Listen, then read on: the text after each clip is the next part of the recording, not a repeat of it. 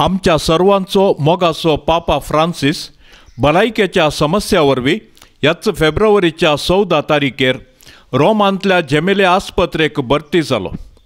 Double pneumonia वरवीं सडीत अस्वस्थ जाल्लो पापा सवकासायेन चिकित्सेक स्पंदन करनासा, पूण ताच्या भलायकेची परिगत सूक्ष्म जावन आसल्यान तो संपूर्ण तरान अपायांतलो भायर येवंक ना म्हूण अधिकृत खबर प्रसारल्या।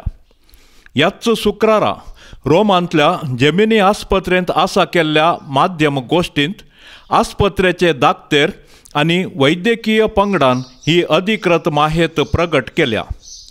डॉक्टर सर्जिओ आल्पेरी आनी डॉक्टर लुइगी कार्बोने हांणी कळीत केल्ल्या प्रमाणे पापाची प्राय 88 वर्सां जावन आसल्यान चिकित्सेक स्पंदन उणें जावन आसा, देखून प्रभावीत चिकित्सा ताका दिवन आसात तरी आनी थोडे दीस ताका आस्पत्रेंत रावचें पडटलें म्हूण कळयलां।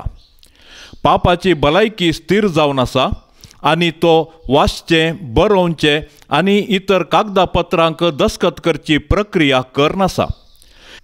येदोळ पर्यंत ताका खंयचेय यांत्रीक उपकरण अळवडसूंक नात तरी एक फावटी उस्वासा खातीर ऑक्सिजन दिवची गरज पडटा म्हूण दाक्तेरान कळयलां।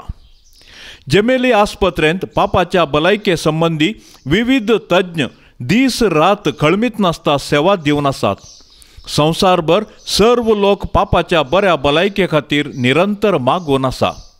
हे घडये आमचे मागणे एक बळादीक हातेर जावन पापाची राखण करून दी म्हूण मागया।